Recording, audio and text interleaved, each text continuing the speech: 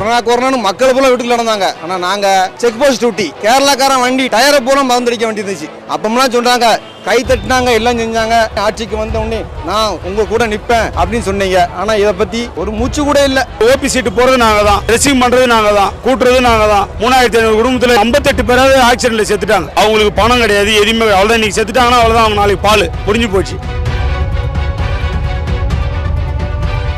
எங்கள்கிட்ட ஓட்டு வாங்கிச்சு இவ்வளவு மக்களும் ஓட்டு போட்டிருப்பாங்களே, ஏன் எங்களை அரசாங்கம் பார்க்கல? எங்களுக்கு உடனே பணி நிரந்தரம் வேணும், இல்லைன்னா நாங்க சென்னையை விட்டு போக மாட்டோம் சார். விடியல அரசுங்க எங்க வாழ்க்கையில விடியல் இல்ல. கண்டிப்பா இந்த வாட்டி எங்களுக்கு ஐயா நிரந்தரம் தந்தாதான் இந்த இடத்த விட்டு நாங்க கடந்து போவோம், அல்ல நாங்க போவே மாட்டோம் சார். எங்களுக்கான கோரிக்கை 13 வருஷம். நாங்க ஒரு நாள் 2 நாள் வேலைக்கு வந்துட்டு எங்களை பர்மனன்ட் பண்ணுங்க நாங்க கேட்கல. இன்னைக்கு ஆயிடும், நாளைக்கு ஆயிடும், இன்னைக்கு ஆயிடும். நாங்க எதிர்பார்த்து எங்களுடைய பணியாளர்கள் தோழர் தொழில்களுக்கு பாத்தீங்கன்னா வயது முதிர்வு தான் வந்திருக்கு. என்னோட கொரோனா காலத்தில் என்னோட வேலை பார்த்தவங்க 5 பேர் இறந்து போனாங்க. அவங்களுக்கு எந்த ஒரு சலுகையுமே கிடையாது. எங்களோட நியாயமான கோரிக்கை தான் இது, பணி நிரந்தரம். எங்களை கூப்பிடுவாங்க, ஸ்ட்ரைக் பண்ணுவோம். அமைச்சர் கூப்பிட்டெல்லாம் பேசியிருக்காங்க. 10 நாள்ல உங்களுக்கு பண்ணி தந்துடுறோம், நீங்க வீட்டுக்கு போங்கன்னு சொல்லியிருக்காங்க. 10 நாள்லாம் இல்லைங்க, 10 வருஷமா காத்துட்டு இருக்கோம். 50, 51, 52 இந்த மாதிரி வயசு தாங்க இருக்குது. எங்க மேல ஒரு கருணை இல்லைங்களா சார்? சொல்லுங்க பார்க்கலாம். இன்னும் எந்த வயசுல சார் இந்த முடி பாருங்க சார். எங்கள் அமைச்சர் நாங்க இருக்கமா என்னங்கிறதே அவருக்கு தெரியல, துறையே இருக்குன்னு தெரியல. கொரோனா காலத்துல மோடி சார் கை தட்டி நன்றி சொல்றதுனால எங்க வயிறு எரியல, எங்க வீட்டு அடுப்பு எரியலங்க. ஐயா, ₹1,00,000 சம்பாதிக்க டீச்சர் தான் ஃப்ரீ பஸ்ல போறாங்க, ₹1 சம்பாதிக்க நான் ஃப்ரீ பஸ்ல போறோம். அதெல்லாம் யார் சார் கேட்டாங்க? விடியல் அரசுனா அது தெரியல சார். எங்களுக்கு என்ன விடியல சார்? எங்களுக்கு பணி பாதுகாப்பே கிடையாது சார். இதுக்கு நாங்க செத்தாலும் பரவாயில்ல, இந்த சென்னை விட்டு நாங்க போற மாட்டோம்.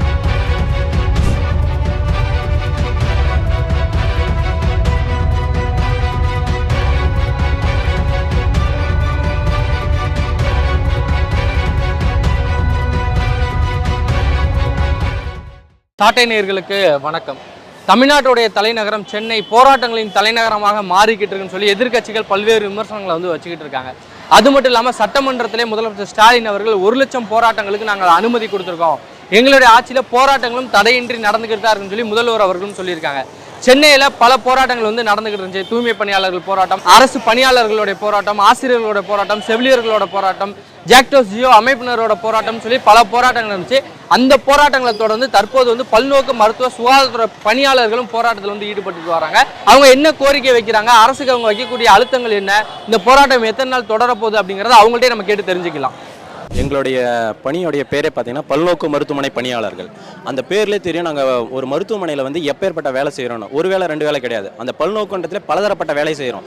ஒரு மருத்துவமனைக்கு மருத்துவர் எவ்வளோ முக்கியமோ, செவிலியர் எவ்வளோ முக்கியமோ, அதே மாதிரி மருத்துவ பணியாளர்கள் ரொம்ப முக்கியம். மருத்துவ பணியாளர்கள் இல்லாமல் எந்த வேலையும் நடக்காது. டாக்டர் வேலையை மட்டும்தான் பார்ப்பாரு, செவிலியர் வேலை மட்டும்தான். பல்நோக்கு மருத்துவமனை பணியாளர் இருந்தால் தான் அவங்களுக்கு தேவையான உதவிகளை நாங்கள் செய்ய முடியும். எங்களுக்கான கோரிக்கை 13 வருஷம். நாங்கள் ஒரு நாள் 2 நாள் வேலைக்கு வந்துட்டு எங்களை பர்மனன்ட் பண்ணுங்க நாங்கள் கேட்கல. தினக்கூலியில் தான் எங்களுக்கு கூலியை கொடுக்குறாங்க. ஒரு மாவட்டத்திலையும் பார்த்தீங்கன்னா 250 300 ரூபாக்குள்ள தான் கொடுக்குறாங்க. அதை வச்சு எங்களால் ஒரு மாதத்துக்கு பார்த்தீங்கன்னா ஒரு சில மாவட்டத்தில் 15,000 வாங்குறாங்க, ஒரு சில மாவட்டத்தில் 17,000 வாங்குறாங்க. இன்றைய காலகட்டத்தில் 20,000 15,000 வச்சு குடும்பம் நடத்த முடியுங்களா? விஜயபாஸ்கர் ஐயா அவர் இருக்கும்போது நம்மளுடைய அமைச்சர் பார்த்தீங்கன்னா திரு அவர்கள் சட்டமன்றத்தில் குரல் எழுப்பினார். பல்நோக்கு மருத்துவமனை பணியாளர்னு ஒரு பணி இடம் இருக்கு, அவங்கள 5 வருடத்தில் நீங்க பணி நியமனம் பண்ணணுமே, ஏன் இன்னும் பணி நியமனம் பண்ணாம தினக்கூலியில் வச்சிருக்கீங்கன்னு ஐயா அவர்கள் சட்டமன்றத்தில் குரல் எழுப்பினார். அதுக்கு விஜயபாஸ்கர் ஐயா நாங்கள் கண்டிப்பாக பண்ணிடுவோம், படிப்படியாக பண்ணிடுவோன்ற வாக்குறுதியை கொடுத்தாங்க. ஆனால் 5 ஆண்டுகள் முடிஞ்சும் இதுக்கு இப்போ பார்த்தீங்கன்னா 13 ஆண்டுகள் ஆகுது. எங்களில் கிட்டத்தட்ட 3,500 பேர் தான் இருக்காங்க. தமிழ்நாடு முழுவதும் பார்த்தீங்கன்னா பல்நோக்கு மருத்துவமனை பணியாளர் வெறும் 3,500 பேர் தான். இதில் மாற்றுத்திறனாளிகள் இருக்காங்க, உடல் ஊனமுற்றவங்க, மற்ற விதவைகள், கணவனாக கைவிடப்பட்டோர் எல்லாருமே இருக்காங்க. வயது முதிர்வுலாம் இப்போ ஆக போகிற நிலைமையில் இருக்காங்க. எங்களை கருணை அடிப்படையில் எடுக்கிறேன்னு சொல்லி எம்ப்ளாய்மெண்ட் மூலியமாக, வேலைவாய்ப்பு மூலியமாக தான் எங்களை ஆர்டர் கொடுத்தாங்க. நாங்கள் 5 பேர் செய்யக்கூடிய வேலையை நாங்கள் பார்த்துக்கிட்டு இருக்கோம். ஹாஸ்பிட்டலில் உள்ள ஒவ்வொருத்துக்கும் உள்ள வேலையை 5 பேர் பார்க்குற வேலையை நாங்கள் ஒரு ஆளே பார்க்குறோம். எங்களுக்கு பணி நிரந்தரம் 5 வருஷம் ஆனோடனே போட்டு தரேன்னு தான் ஜீவோ கொடுத்துருந்தாங்க. ஆனால் இப்போ அது வரைக்கும் கொடுக்கல. இந்த தமிழக அரசு எங்களுக்கு 10 வருஷத்தில் ரெகுலர் பண்ணி தரேன்னு சொன்னாங்க. அந்த அடிப்படையில் தான் நாங்கள் அவங்களுக்கு ஓட்டை போட்டு அவங்கள வர வச்சோம். ஆனால் அந்த விடியல் ஆச்சு எங்களுக்கு இன்னும் பண்ணாமல் இருக்காங்க. நிதி இல்லைன்னு சொல்கிறாங்க சார், ஆனால் இதே எஃப்என்ஏ எம்என்கே எடுக்கிறாங்களே, ஆள் எடுக்கிறாங்க. எஃப்என்ஏ எம்என்கே இல்லைன்னு நாங்கள் எஃப்என்ஏ எம்என்ஏ ஆர்சிஹெச் சூப்பர் வேலை எல்லா வேலையும் இருக்கிறோம். என்னோட கொரோனா காலத்தில் என்னோட வேலை பார்த்தவங்க 5 பேர் இறந்து போனாங்க. அவங்களுக்கு எந்த ஒரு சலுகையுமே கிடையாது, இறந்ததோடு இருக்குது. நாங்கள் அவ்வளோ கஷ்டப்பட்டு இந்த வேலையை பார்க்குறோம். எங்களோட நியாயமான கோரிக்கை தான் இது, பணி நிரந்தரம். நாங்கள் வந்து வேலை செய்யாமல் கேட்கல. நாங்கள் பல்நோக்கு மருத்துவ பணியாளராக 2013 எம்ப்ளாய்மெண்ட் மூலயமா வந்தோம். அந்த எம்ப்ளாய்மெண்ட் மூலயமா வந்ததுனால எங்களை எம்ப்ளாய்மெண்ட் கார்டு எல்லாத்தையுமே வாங்கி சூச்சிட்டாங்க. இதன் மூலயமா நாங்கள் வேறு எந்த வேலைக்கும் போக முடியல. கேட்டால் உங்களது எம்ப்ளாய் கார்டு நம்பர் வந்து நாங்கள் எடுத்துட்டோம், சூச்சிட்டோம், உங்களுக்கு எந்த வேலையும் கிடைக்காதுன்றாங்க. இது இல்லாமல் எங்களுக்கு வந்து கொரோனா காலத்தில் வார்டுலேருந்து எல்லா இடத்தையுமே எங்களை தான் போட்டாங்க. வார்டு மாற்றுறதுலேருந்து பேஷண்ட்டு ஷிஃப்ட் பண்ணுறதுலேருந்து எல்லாத்தையுமே வார்டில் எங்களை தான் மாற்றினாங்க. அந்த வார்டில் வந்து கொரோனாவால் நிறைய பேர் பாதிக்கப்பட்டு உயிரையே இழந்துட்டாங்க. அந்த உயிரை இழந்தவங்களுக்கு எந்த ஒரு காசும் கிடையாது, எந்த ஒரு பென்ஷனும் கிடையாது, எதுவுமே கிடையாது சார். இன்னைக்கு வேலைக்கு போனால் கூலி லேபர் எதுவுமே கிடையாது சார். எந்த ஒரு பெனிஃபிஷியரும் கிடையாது. ஆனால் நாங்கள் வேலைக்கு வந்தது மட்டும் எம்ப்ளாயில வந்தோம். எங்களுடைய பணி கோரிக்கை நிரந்தரம் மட்டும் பண்ணுவோம். நிரந்தரம் பண்ணிட்டு ரெகுலர் பே, அவ்வளோதான். ஒரு பேஷண்ட் என்ட்ரி ஆகுறாங்கன்னா முதல்ல ஓபி போடுறதே நாங்கள் தான். அவங்கள ஃபஸ்ட்டு அந்த பேஷண்ட் என்ன கண்டிஷனில் வருது நாங்கள் தான் பார்க்குறோம். அந்த கேஸை கண்டிஷனை பார்த்ததுக்கப்புறம் எங்கள் சிஸ்டர்கிட்டையோ எங்கள் மருத்துவர்கிட்டையோ ஓபி போட்டு அழைச்சிட்டு போகிறோம். அவங்க வந்து மயக்கத்தில் வந்தாலும் சரி, வாந்தி எடுத்தாலும், வயிற்றால போனாலும், கக்குனாலும், என்ன பண்ணாலும் என்ன பண்ணுவோம், நாங்கள் தாங்க அள்ளுவோம். 15 வருஷம் 10 வருஷம் 12 வருஷம் ஆனவங்களாம் அப்படியே இருக்காங்க. எல்லாம் ரிட்டையர் ஆகி போகிறவங்களும் இருக்காங்க. நிறைய பேர் இறந்தும் போயிட்டாங்க. எங்களுக்கு பணி நிரந்தரம் வேணும்னு கேட்குறோங்க ஐயா. எங்களை வந்து பணி நிரந்தரம் பண்ணுங்கன்னு மட்டும்தான் நாங்கள் கேட்குறோம், வேறு எதுவும் கேட்கல. 2018 நாங்கள் வந்துட்டு ஸ்ட்ரைக் பண்ணிட்டோம். 2018 நாங்கள் ஸ்ட்ரைக் பண்ணிக்கிட்டே வரோம். எங்களை கூப்பிடுவாங்க, ஸ்ட்ரைக் பண்ணுவோம். அமைச்சர் கூப்பிட்டெல்லாம் பேசியிருக்காங்க. 10 நாளில் உங்களுக்கு பண்ணி தந்துடுறோம், நீங்கள் வீட்டுக்கு போங்கன்னு சொல்லியிருக்காங்க. ஆனால் அது வரைக்கும் பண்ணதில்லை. 10 நாள்லாம் இல்லைங்க, 10 வருஷமாக காத்துட்டு இருக்கோம். அந்த ஆட்சியில் இருக்கும்போது அவங்க பண்ணித்தரேன் 2 வருஷத்தில் பண்ணுறேன், நாங்கள் பண்ணலை.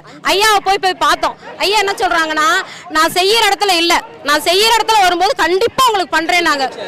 ஆமாம், இப்போ ஐயா ஆளுங்கட்சியாகவே இருக்கிறாங்க. எங்களை அப்பான்னு சொல்கிறாங்க. நாங்கள் அப்பாவாக தான் நினைக்கிறோம். எங்களோட அப்பாவே தான் அவர் தான். எங்களுக்கு ஏதாவது நல்லது பண்ணுங்க.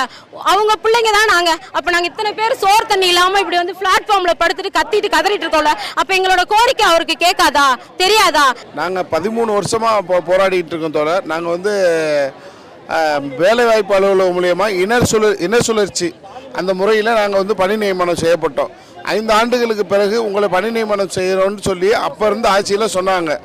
அதுக்கப்புறம் கடந்த 10 வருட காலம் முடிஞ்சு போச்சு. திரும்ப திமுக அரசு வந்து 100 நாளில் உங்களுடைய கோரிக்கைகள் அனைத்தும் நிறைவேற்றப்படும்னு சொன்னாங்க. ஆனால் இன்னைய வரைக்கும் நாங்கள் போராடிக்கிட்டு தான் இருக்கிறோம். மாண்புமிகு தமிழக முதல்வர் ஐயா அவர் வந்து கவனத்துக்கு இருக்கணுங்கிற வகையில் கவன ஆர்ப்பாட்டம் நடந்துக்கிட்டு இருக்கு. எங்கள் வாழ்வாதாரமே இதை நம்பி தான் இருக்குது. நாங்கள் வேலைவாய்ப்பு அலுவலகம் மூலியமாக வந்ததுனால மற்ற வேலைக்கு எங்களுக்காக போக முடியல. ஏன்னா எங்களுக்கான ஏஜ் ஃபார்வர்ட் ஆகிடுச்சு. இங்கே இருக்கிறவங்க எல்லாருமே வந்து எங்கள் சக ஊழியர்கள் எல்லாரும் 50 வயசு 45 வயசுக்கு மேலே தான் இருக்கிறாங்க. அதனால் எங்களுக்கு வந்து தமிழக அரசு கருணை அடிப்படையில் எங்களுக்கு வேலை வழங்கணும்.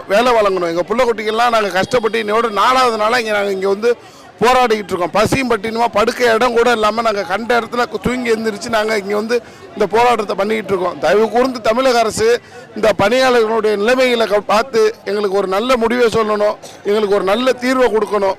வேலு வந்துட்டு அப்போ வந்து அவர் விஜயபாஸ்கர் வந்துட்டு 5 வருஷத்தில் பணி முடிச்சவங்கள நியமனம் செய்யணும்னு சொன்னாங்க.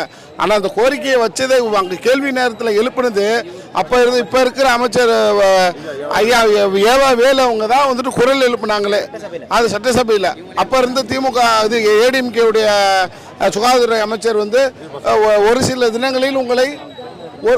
தினங்களில் உங்களை வந்து பணி நியமனம் செய்யப்படும் அப்படின்னு சொன்னாங்க. எங்களை மதிக்கிறதே கிடையாதுங்க. எங்களை பற்றி எல்லாரையும், அதாவது ஸ்டாஃப் நர்ஸு, ஹெச்ஐ, டாக்டர்ஸு எல்லாரையும் இது பண்ணுவாங்க. இந்த ஆர்சிஹெச் பணியாளர்களை கூட அழைச்சி கூப்பிட்டு அவங்களை வந்துட்டு பணி நியமனம் மாட்டாங்க. ஆனால் 13 வருஷமாக நாங்கள் இங்கே கஷ்டப்பட்டுக்கிட்டு உழப்பறிச்சிக்கிட்டு உயிரை விட்டு அவ்வளோ கஷ்டப்படுறோம். ஆனால் எங்களை அமைச்சர் நாங்கள் இருக்கமா என்னன்னுங்கிறதே அவருக்கு தெரியல, துறையே இருக்குன்னு தெரியல. அதான் 50, 51, 52 இந்த மாதிரி வயசு தாங்க இருக்குது. மீதி பேரெல்லாம் கொஞ்சம் ஓரளவுக்கு ஒரு 40, 48, 2 இந்த மாதிரி இருக்காங்க. மீதி பேர் 100% இருக்காங்கன்னா 85% வந்து 50 மேலே தாங்க இருக்காங்க. இதுக்கு மேலேயும் நாங்கள் பணி நிரந்தரம் வேணும்னு என்ன சார் நாங்கள் பண்ணுறது சொல்லுங்கள். 57 இருக்காங்க சார். இன்னும் என்ன சார் நாங்கள் பண்ணுறது? இதுக்கு எங்களுடைய கருணை, எங்கள் மேலே ஒரு கருணையே இல்லைங்களா சார்? சொல்லுங்கள் பார்க்கலாம். இன்னும் எந்த வயசுல சார் இந்த முடி பாருங்க சார், அப்படியே தலையில டெய்லி அடிச்சுக்கிறேன் சார். வேலைக்கு போன பாத்ரூம் ஒரு வேதனையாக இருக்குது சார். எந்த அமைச்சரோட இதுவுமே பேசுகிற மதியமாக சார் ஒரு மனு கொடுக்குறோம்னு வச்சுக்கோங்களேன், இதை வந்து நம்ம ஐயாவோட பார்வை கொண்டு போகிறோங்க அப்படின்னு சொல்கிறாங்க. மாவட்ட வரையா மனு கொடுக்குறோம் சார். அது கூட ஒவ்வொரு முறையும் மனு கொடுக்குறோம் சார். எதுவுமே எந்த ஒரு ரெஸ்பான்ஸ் எதுவுமே இல்லையே சார். 12 ஆண்டு ஆயிடுச்சு. நாங்களும் குழந்தைகளெல்லாம் விட்டுட்டு படாத கஷ்டப்படுறோம். இதில் ஹேண்டிகேப்டு எத்தனை பேர் இருக்காங்க? எங்கள் மேலே கருணையே காட்டக்கூடாது அந்த அரசு.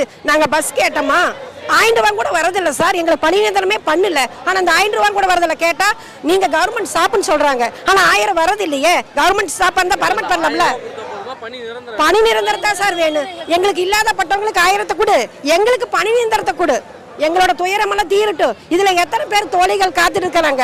கண்டிப்பா போராடுவோம். எங்களோட மூச்சு இருக்கிற வரைக்கும் நாங்க பாடுபடுவோம். நானே போனாலும் என் தோழிகளுக்காக நான் உயிர் விடுவேன் சார். இது நிச்சயம் சார். முதலமைச்சர் ஐயாவும் மா சுப்பிரமணிய ஐயாவும் எங்களை கண் திறந்து பார்க்க மாட்டாரு. நாங்க படுற கஷ்டத்தை எங்களுக்கு வேற வழி கிடையாது. எங்களுக்கு வருமானம் கம்மி. இந்த வருமானத்துல விற்கிற மனசை மதிக்கிறது கிடையாது. ஊருங்களை பார்த்தாலும் 13 வருஷம் வேலை பார்க்குறேன். இன்னும் அவங்களோட நிரந்தரம் படுத்தல. ஹாஸ்பிட்டலில் போனாலும் ஹாஸ்பிட்டல் டாக்டர்லேருந்து பார்மசிலேருந்து அங்கே இங்கே ஒரு கேவலமான எங்களை பார்த்தாலே ஒர்க்கர் அந்த ஒர்க்கரை கூப்பிடு. யாராவது ஒருத்தங்க ஒரு பேஷண்ட் வாமிட் எடுத்துட்டா அந்த ஒர்க்கரை கூப்பிடு, அந்த வாந்தி வாரு, அந்த பேருக்கு அதை கழுவு, பெனாயில் ஊத்து. அப்படியே இருக்கிற பேஷண்ட் பூரா எங்களை ஒரு மாதிரி பார்க்கும். என்னோட புருஷன் இறந்துட்டாரு. எனக்கு பிள்ளைங்க படிக்குதுங்க. இந்த வருமானத்தை வச்சு நம்ம குடும்பத்தை நிர்வாகம் பண்ண முடியல. எனக்கு ரொம்ப கஷ்டத்தில் வர ஐயா. எனக்கு இருக்கிறதா தற்கொலை பைக்கலாம் எந்த இதுவும் கிடையாது ஐயா. உங்களை கையெடுத்து கும்பிட்றவங்க பாது தொட்டு கும்பிட்றேன். எனக்கு பணி நிறுவனம் மட்டும் ஒன்று கொடுத்தா போதும் ஐயா. நான் வேற எதுவுமே எதிர்பார்க்கல ஐயா. இது ஒரு வேற கடை வாங்கிட்டு வந்தேன். ஒரு 1000-200 இது ஒரு 4 நாள் செலவாயிடுச்சு. இன்னும் நிலம் நைட்டுக்கு மதியானத்துக்கு டிஃபன் கூட எங்களுக்கு வழி இல்லாமல் நான் கஷ்டப்படுறேன். நீங்கள் ஏதாவது உங்கள் கண் திறந்து பாருங்க ஐயா. எங்கள் கஷ்டத்தை மகளிருக்கு தான் முக்கியத்துவம் கொடுக்குறீங்களா? அந்த மகளிர் இவ்வளோ கஷ்டப்படுறோம் 4 நாளாக சென்னையில். எங்களை பாருங்க ஐயா, கண் திறந்து நீங்கள் எங்கள் குறைய கேளுங்க ஐயா. எங்களுக்கு பணி பண்ணுறது எங்களை கோடி கும்பிடுறோம் ஐயா. உட்கார விட மாட்டாங்க. எங்களை 10 நிமிஷம் எங்கள் குறைய கேட்க விட மாட்டாங்க. உடனே வண்டியில் ஏற்றுறாங்க ஐயா. நாங்கள் வந்து பணி நிரந்தரம் செய்யறமேன்னு கேட்குறோம். நாங்கள் வந்து சும்மா அப்ளிகேஷன் போட்டோம். நாங்கள் இப்படி ஆர்சிஎச் இருக்க மாதிரி எங்களை சேர்த்து ஒரு தீர்மானம் எழுதி எங்களை சேர்க்க கிடையாது. எங்களை வந்து எம்ப்ளாய்மெண்ட் மூலியமா சேர்த்தாங்க. எங்களுக்கு வந்து ரெகுலர் இல்லைன்னு சொல்றப்போ எதுக்கு நீங்க எங்களுக்கு வந்து எம்ப்ளாய்மெண்ட் மூலியமா எங்களை வேலைக்கு சேர்க்கணும்? சரிங்க ஐயா. விஜயபாஸ்கர் அந்த ஏடிஎம் கட்சியில் இருக்கிறப்ப விஜயபாஸ் சட்டசபையில் என்ன சொன்னார்? 5 வருஷம் ஆனால் அவங்களுக்கு ரெகுலர் இருக்கு, ஜீவா இருக்குன்ட்டு எல்லாருமே சட்டசபையில் சொன்னீங்களே ஐயா. சேர்ந்து 13 வருஷம் ஆகுது. ஒரு நாள் 2 நாள் 13 வருஷம் நாங்கள் கஷ்டப்பட்டுக்கிறோமே. நாங்கள் வந்து கொரோனா காலத்தில் மோடி சார் வந்து கை தட்டி பூ போட்டிருந்தால விளக்கு வச்சு நீங்கள்லாம் ஒரு நன்றி சொல்றதுனால எங்கள் வயிறு எரியல, எங்கள் வீட்டு அடுப்பு எரியலங்க ஐயா. வயசு புள்ளே வந்து எங்கள் வீட்டில் என் மகளை வந்து அடுத்த வீட்டில் விட்டுட்டு பஸ் ஸ்டாண்ட்லயோ தெருவுலயோ படுத்துட்டு வந்திருக்கிறோம். எதுக்காக? பணி நிரந்தரம் செய்யணும்ன்ற ஒரே காரணத்துக்கு. எங்களுக்கு வந்து சம்பளம் உயர்த்தியோ பதவி உயர்த்தியோ நாங்கள்லாம் கேட்க. எங்களுக்கு தேவை வந்து 15 வருவார் ஒரே கோரிக்கை வந்து பணி நிரந்தரம் செய்யணும். அது மட்டும் தான் எங்க கோரிக்கை. விடியல் ஆட்சின்னு சொல்றோமே எங்க. ஆனா எங்க வாழ்க்கைக்கு வந்து ஒரு விடியலும் தெரியலங்க ஐயா. எல்லாருக்கிட்டையும் என்னங்கய்யா பண்றமே வந்து நான் இது 4வது நாள் ஸ்ட்ரைக் பண்றமே. சாப்பாடு தண்ணி இல்லாத பஸ் ஸ்டாண்ட்ல தெருவுல எல்லாம் வந்து படுத்துட்டு வந்து இங்க உட்காந்து நாங்க ஸ்ட்ரைக் பண்றோமே. என்ன சொல்றாங்க? ஒரு 2 மணி நேரம் உட்கார வைக்குவாங்க, பேச்சுவார்த்தை கூப்பிடுறாங்கன்னு ஒரு 4 பேரை கூட்டிட்டு போறாங்க. அப்புறமா பார்த்தா அவங்க இல்ல, அதிகாரி இல்ல, கட்சிக்காரி இல்ல, அவங்க இல்ல, இவங்களே எங்களை தூக்கி ஒரு மண்டபத்தில் அடிக்கிறாங்க. திரும்ப பஸ் ஸ்டாண்ட்ல விட்டுறாங்க. பஸ் ஸ்டாண்ட்ல நாங்க படுத்துட்டு தெருவில் படுத்துட்டு திரும்ப வந்து இதே இடத்துல தான் நாங்க உட்காடுறோமே. என்னையா பலனே? இன்னைக்கு வந்து 4வது வாட்டி ஸ்ட்ரைக், 4வது நாள் நடத்துறமையா. எத்தனை பேர் ஹேண்டிகேப் காரன் நடக்க முடியாம, அவங்கள குழந்தைக்கு பால் கொடுக்க முடியாம அங்கங்க பஸ் ஸ்டாண்ட்ல படுத்துக்குன்னு எவ்வளவு கஷ்டப்படுறாங்க தெரியுமாயா? எங்க கண்ணீர் வந்து அந்த அரசாங்கத்தை கேட்கலையா? இதுவரையிலும் எங்களுக்கு அமைச்சர் எங்களுக்கு வந்து கொடுக்கல, எந்த ஒரு பதிலும் கொடுக்கல. எங்களை பத்தின ஒரு வார்த்தை கூட, ஒரு பேச்சு கூட எதுலையுமே பேசவே இல்லை. நாங்கள் வருஷத்துக்கு நாங்கள் இப்படி வந்து கேட்டுட்டே தான் இருக்கிறோம். எங்களுக்கு ஒரு விடிவில் கிடைக்கல. எங்களோட நிர்வாகிகள் மூலியமா வந்து நாங்கள் போய் பேசும்போது, ஐயா ஸ்டாலின் அவர்கிட்ட பேசும்போது அவர் சொன்ன எங்களுக்கு ஒற்றை வார்த்தை என்னன்னா, நான் செய்யும் இடத்தில் இல்லை, சொல்லும் இடத்தில் தான் இருக்கிறேன். செய்யும் இடத்தில் இருந்தால் கண்டிப்பாக உங்களுக்கு நாங்கள் செய்து கொடுக்குறேன் என்ற வாக்குறுதியை எங்களுக்கு கொடுத்து தான் அனுப்பி விட்டாங்க. ஆமாம், கண்டிப்பாக. ஆனால் இப்போ வந்துட்டு சரி சொன்னாரே எங்களுக்கு செஞ்சுருவாங்க, இந்த விடியல் ஆட்சியில் எங்களுக்கு விடியல் கிடைக்கும் என்று நம்பினோம். ஆனால் விடியல் கிடைக்கல. இன்னமும் போராடிக்கிட்டு தான் இருக்கிறோம். இன்னும் எத்தனை நாளுக்கு போராடுவோம்னு தெரியாது. ஆனால் ஒன்று மட்டும் இது மூலயமா நான் சொல்லிக்கிறேன், எங்களுக்கு பணி நிரந்தரம் கிடைக்காத வரையிலும் இந்த சென்னையை விட்டு நாங்கள் போகவே மாட்டோம். வாழ்வாதாரம் ரொம்ப பாதிக்கப்படுது. எங்களுக்கு உள்ள குழந்தைங்களுக்கு நாங்கள் எதுவுமே பண்ணி கொடுக்கவும் முடியல. எங்களுக்கு டியூட்டி மாறி மாறி வர்றதுனால எங்களோட குடும்பத்தை நாங்கள் பார்க்கவும் கிடையாது. ஒரு ரெகுலர் செஷன் பண்ணாங்கன்னா எங்களுக்கான ஒரு லீவு போடணும், எங்களுக்கு எமர்ஜென்சி லீவு வேணும், மெடிக்கல் லீவு வேணும்னா கூட அமௌண்ட் எதுவுமே கிடையாது. லீவு போட்டால் பணம் கட்டு. இவங்க பணி நிரந்தரம் பண்ணால் மெடிக்கல் லீவுன்னு ஒன்று கிடைக்கும், அதுக்கு எங்களுக்கு அமௌண்ட்டாவது கிடைக்கும். அது மாதிரி கோரிக்கையெல்லாம் ரொம்ப நாங்கள் வச்சோம். எங்களுக்கு இன்ன வரையுமே எதுவுமே பண்ண கிடையாது. நாங்கள் வந்து 5 நாள் ஆகுது. கொஞ்சம் கொஞ்சம் பேராக நாங்கள் வர வைக்கிறதுக்கு எல்லாரையும் ஒன்று சேர்க்கறதுக்கு எங்களுக்கு மொத்தமாக 4 நாட்களாக நாங்கள் போராட்டத்தில் இருக்கோம். நாங்கள் வந்தது 5 நாள் ஆச்சு. நாங்கள் போராட்டத்தில் 4 நாட்களாக இருக்கோம். தங்குறதுக்கு கோயம்பேடு பஸ் ஸ்டாண்டில் படுத்திருக்கோம். ஒவ்வொரு பிளாட்ஃபாரத்துலையும் நாங்கள் படுத்திருக்கோம். எல்லாருமே பிரிஞ்சு எங்களை வந்து ஒவ்வொரு இடத்துல இறக்கி விட்டுறாங்க. அங்கங்கே எங்கே இடம் இருக்கோ அங்கங்கே படுத்து எந்திரிச்சு வரோம். இன சுழற்சி முறையில் நிரந்தர பணியிடத்தில் வந்து நாங்கள் வந்து பணியமர்த்தப்பட்டிருக்கோம். இதில் வந்து ஹேண்டிகேப்டு, ஆதரவற்ற விதவைகள், மாற்றுத்திறனாளிகள் எல்லாருமே இருக்கிறாங்க. கிட்டத்தட்ட ஒரு 13 ஆண்டு காலமாக வேலைவாய்ப்பு அலுவலகம் மூலியமாக நாங்கள் வந்து இந்த பல்நோக்கு மருத்துவமனை பணியாளர்னு பணியமர்த்தப்பட்டோம். 5 வருஷத்தை வந்து எங்களுக்கு பர்மனெண்ட், ஆனால் 2 வருஷத்துலேயே பர்மனெண்ட் பண்ணணும். ஆனால் கடந்த சட்டசபையில் போன ஆட்சி ஏடிஎம்கே ஆட்சியில் வந்து விஜயபாஸ்கர்ட்ட வந்து ஏவாவேலு அவர்கள் கேள்வி கேட்டாங்க எங்களுக்காக. அப்போ வந்து 2 ஆண்டு இல்லை 5 ஆண்டில் வந்து உங்களுக்கு வந்து காலமுறை ஊதியத்துக்காக தான் நாங்கள் வந்து வேலைவாய்ப்பு அலுவலகம் மூலியமாக பணியமர்த்தப்பட்டோம். 5 ஆண்டில் வந்து உங்களுக்கு வந்து பணி நிரந்தரம் பண்ணி கொடுத்துருவோன்னு சொன்னாங்க. 13 வருஷத்துக்கு மேலாவது எங்களுக்கு எந்த ஒரு பணி நிரந்தரமும் பண்ணலை. இந்த துறை சார்ந்த அமைச்சராக போய் நாங்கள் சந்திக்கிற போதும் நாங்கள் யாருன்னே உங்களுக்கு தெரிய மாட்டேங்குது. எத்தனையோ அமைச்சருக்குன்னே பல்நோக்கு மருத்துவமனை பணியாளராக என்னன்னே தெரியாமல் நாங்கள் ஒரு கேள்வி கேட்டால் அவங்க ஒரு பதில் சொல்கிறாங்க. மினி கிளினிக்குங்கிறாங்க, அந்த கிளினிக்குங்கிறாங்க. அதெல்லாம் எப்போ போட்டது விடியல் அரசுனா அது தெரியல சார். எங்களுக்கு என்ன விடியலை சார்? விடிஞ்சவங்களுக்கு தான் விடிஞ்சிக்கிட்டு இருக்கு. எங்களுக்கு என்ன பல்நோக்கு மருத்துவமனை பணியாளருக்கு ஒரு நாள் கூட விடியலை. விடிஞ்சு எங்கள் பணியாளர்கள் வந்து எத்தனையோ பேர் கொரோனாவில் உயிரிழந்துட்டாங்க. எங்களுக்கு பணி பாதுகாப்பே கிடையாது சார். நாங்கள் போயிட்டு இருக்க டியூட்டிக்கு போகிறப்ப ஆக்சிடென்ட் ஆகி செத்தா கூட எங்களுக்கு 1 ரூபா கிடையாது. செத்தாலும் பரவாயில்ல, இந்த சென்னை விட்டு நாங்கள் போக மாட்டோம். மல்டி பர்பஸ் ஹாஸ்பிட்டல் ஒர்க்குன்னா அதுக்கு முன்னாடி 5 பேர் இந்த இடத்துல ஒரு ஆள் இருந்து நாங்கள் 5 வேலையை செய்கிறோம். அப்போனா எங்களுக்கு எவ்வளோ கஷ்டமாக இருக்கும். எங்களுக்கு தேவை என்னன்னா ஒரே ஒரு வேலை, பணி நிரந்தரம் மட்டும்தான். ₹1,00,000 சம்பாதிக்க டீச்சர் தான் ஃப்ரீ பஸ்ஸில் போகிறாங்க. ₹1 சம்பாதிக்க நான் வந்து ஃப்ரீ பஸ்ஸில் போகிறோம். அதெல்லாம் யார் சார் கேட்டாங்க? நாங்கள் கேட்கலையே, ஃப்ரீ பஸ்ஸும் கேட்கல, ₹1000 கேட்கல. நாங்களும் அந்த ₹1000 கூட வாங்கலை சார். எங்களுக்கு அது தேவை சார். எங்களுக்கு பணி நிரந்தரம். எங்கள் பசங்களை வச்சு நாங்கள் இந்த சம்பளம் வச்சு நாங்கள் என்ன பண்ண முடியும் சொல்லுங்கள்? இன்னைக்கு 4 நாளாக எங்கள் குழந்தை குட்டிங்களை விட்டுட்டு நாங்கள் எல்லாம் இங்கே இருக்கிறதுக்கு எங்களுக்கு எவ்வளோ கஷ்டமாக இருக்குது தெரியுமா? வீட்டில் உடம்பு முடியாது ஆம்பளைங்களை வச்சுட்டு வந்து நாங்கள் வேலை பார்க்குறோம். அப்படி இருக்கிற சமயத்தில் நாங்கள் இப்படியே வந்து எத்தனை நாள் உட்கார்ந்துருக்க முடியும்? எங்களுக்கு ஒரே கோரிக்கை, ஒற்றை கோரிக்கை, எங்களுக்கு பணி நிரந்தரம் மட்டும்தான் சார். 4 நாளாக நாங்கள் வந்து போராட்டம் பண்ணின்னு இருக்கோங்க. பொண்டாட்டி பிள்ளையை விட்டுட்டு நாங்கள் இங்கே கிடக்கிறோம். ஒரு சிறுநீர் கழிக்கணும், ஒரு பாத்ரூம் போகணுன்னா ரொம்ப சிரமமாக இருக்குங்க எங்களுக்கு. நாங்கள் கஜா புயல்லாம் நாங்கள் வேலை செஞ்சுருக்கோம். அத்திவேர டியூட்டியும் பார்த்துருக்கோம். நாங்கள் கொரோனா டியூட்டியும் நாங்கள் பார்த்துருக்கோம். கொரோனா காலத்தில் எங்களுக்கு அந்த 5000 ஊக்கத்தொகை தரேன்னாங்க. அந்த 5000 கூட எங்களுக்கு கொரோனா காலத்தில் எங்களுக்கு கொடுக்கல, சரியான முறையில் கொடுக்கல. எங்களுக்கு வந்து நாங்கள் வந்து அந்த 15,000 கேட்கலைங்க. ஒரே கோரிக்கை, ஒற்றை கோரிக்கை, ரெகுலர் மட்டும்தான் கேட்குறோம். நாங்கள் பல்நோக்கு மருத்துவமனை பணியாளர்கள் தொடர்ந்து காலவரையற்ற வேலைநிறுத்தத்தில் ஈடுபட்டுள்ளார்கள். இவர்களுக்கு செவி கேட்காமல் அரசு 159, 151 ஜிஓ, அதாவது மாற்றுத்திறனாளிக்காக முத்தமிழர் கலைஞர் ஒரு ஜிஓவை பாஸ் செய்தார்கள். அதை வந்து முறையாக இந்த 10 வருடங்களாக செயல்படுத்த முடியாமல் அதை தூக்கி ஓரங்கட்டி வைத்துவிட்டு விடோ மற்றும் மாற்றுத்திறனாளிகள் ஏகப்பட்ட பேர் இந்த கொரோனா டைம்லேயும் இறந்துருக்காங்க. அவங்களுடைய குடும்பத்துக்கும் எந்த விதமான ஆதரவும் இல்லாமல் தவிச்சிக்கிட்டு நிற்கிறாங்க. தொடர்ந்து இந்த போராட்டம் நீடிக்கும்.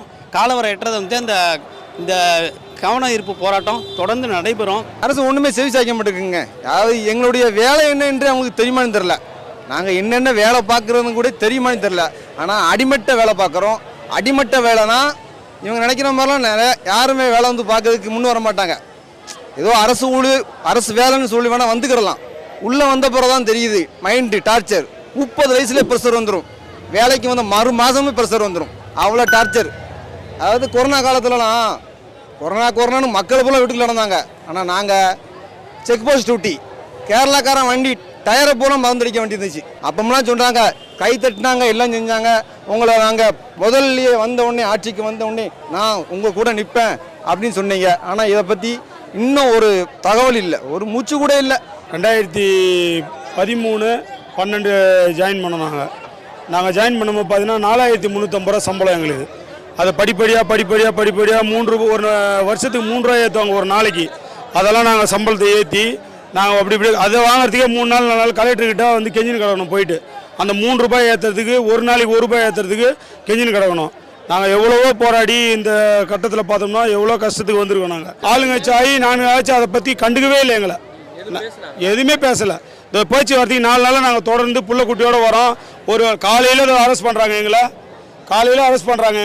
மதியானம் வரலையும் எங்களுக்கு சாப்பாடு தண்ணி எதுவுமே கிடையாது மண்டபத்தில். நைட்டு 8 மணிக்கு மேலே கட்டி விட்றாங்க. அப்போ பஸ்ஸுக்கு அலைஞ்சி லோல் கட்டி நாங்கள் அலையாத இந்த 4 நாளாக அலையாத அலைச்சல் கிடையாது. இன்றைக்கி 3500 குடும்பத்தில் எப்படி பார்த்தாலும் ஒரு 58 பேராவது ஆக்சிடெண்ட்டில் செத்துட்டாங்க. எங்கள் பல்நோக்கு மருத்துவமனையில் ஆக்சிடெண்ட்டில் செத்துட்டாங்க. அவங்களுக்கு பணம் கிடையாது, எதுவுமே. அவ்வளோதான். இன்றைக்கி செத்துட்டாங்கன்னா அவ்வளோதான். அவங்க நாளைக்கு பால் முடிஞ்சு போச்சு. எங்களோட கோரிக்கையை எங்களுக்கு வந்து எலெக்ஷன் அறிவித்த பிறகே சொல்லிட்டாங்க. எங்களுக்கு வந்து பணி நிரந்தரம் நாங்கள் ஜெயிச்சிட்டோம்னா நாங்கள் செய்கிறோம் அப்படின்னு சொல்லிட்டாங்க. எலெக்ஷனே 4.5 வருஷம் ஆக போகுது. எலெக்ஷனே ஆட்சியே முடிய போகுது. இன்னமும் வந்து 4 நாட்களாக என்னோட தோழர் தோழிகள் அனைவருமே வந்து ரோட்டில் உட்காந்துருக்காங்க, குழந்தைகளை வச்சுட்ருக்காங்க. எந்த அரசாங்கமும் எந்த தமிழக அரசும் யாருமே வந்து எங்களை பார்க்கல. மூத்தரத்தில் ஸ்மெல்ல உட்காந்துருக்கோம் சார். இந்த ஆட்சிக்கு எங்கள்கிட்ட ஓட்டு வாங்கினது இவ்வளோ மக்களும் ஓட்டு போட்டிருப்பாங்களே, ஏன் எங்களை வந்து அரசாங்கம் பார்க்கல? எங்களுக்கு உடனே பணி நிரந்தரம் வேணும், இல்லைன்னா நாங்கள் சென்னையை விட்டு போக மாட்டோம் சார். ஏன் எங்களை வந்து பார்க்க மாட்டாங்க? நாங்கள் என்ன தப்பு செஞ்சோம்? எங்களோட தப்பு என்ன அதை சொல்லுங்க, நாங்கள் திருத்திக்கிறோம். எங்களோட வயிறு குமுறியா அழுவுறோம் சார். எங்களுக்கு வாழ்வாதாரம் எங்களுக்கு வந்து காலை முறை ஊதியம் வழங்கணும் சார். எங்களோட கஷ்டம் தீரணும் சார். இவங்களாம் இப்படி இருக்கிறாங்க, இவ்வளோ போலீஸ் நிற்கிறாங்க. எங்கள் பிள்ளையும் படித்து மேலே வர வேணாமா? சொல்லுங்க சார். நாங்கள் நல்லா இருந்து பணி நிரந்தரம் செஞ்சால் மட்டும்தான் சார் எங்கள் வாழ்வாதாரம் நல்லா இருக்கும். அப்போ தான் சார் எங்களோட பிள்ளைங்களை படிக்க வைக்க முடியும். ரொம்ப மன உளைச்சலுக்கு ஆளாகிட்டோம். ஏன் நம்ம இருக்கோம், நம்ம நாயிலும் கேவலமாக கடந்து வேலை பார்க்கோம், ஆனால் நம்ம வேலை பார்க்குறதுக்கு எந்த பலனுமே கிடைக்கல அப்படின்னு நினைக்கும் போது ரொம்ப வேதனையாக இருக்குது. இத்தனைக்கு நான் ஒரு கணவரை இழந்த பெண். இப்போ தான் என் வீட்டுக்கார் இறந்தார். 3 வருஷம் ஆயிட்டு சார், 4 வருஷம் ஆயிட்டு. நான் ஒத்தையில் ஒரு பேரண்ட்ஸையும் 3 பிள்ளைங்களை நான் காப்பாற்றுறேன். விடியல் அரசுங்காங்க. எங்கள் வாழ்க்கையில் விடியல் இல்லை. பஸ் அடைச்சு கொண்டு கல்யாண மண்டபத்தில் அடைச்சி வச்சிடறாங்க. யாரையும் பார்த்து பேச விட மாட்டேங்காங்க. எதுக்கு வந்திருக்காங்கன்னு கேட்க மாட்டேங்காங்க. இன்னைக்கு தான் உட்காந்து பேச விட்டுருக்காங்க ஒரு 10 நிமிஷம் மட்டும். ஆனால் வந்தோடனே பஸ் வந்துடும், ஏற்றிட்டு போயிடுறாங்க. ஆளாளுக்கு அடைச்சி வச்சிடறாங்க. எங்களுடைய கோரிக்கை பணி நிரந்தரம் மட்டும்தான். எங்கள் வாழ்க்கையில் விடியல் வரணும். எங்கள் எல்லாருடைய வாழ்க்கையிலும் விடியல் வரணும் சார். சாட்டை எடுத்து நாட்டை திருத்து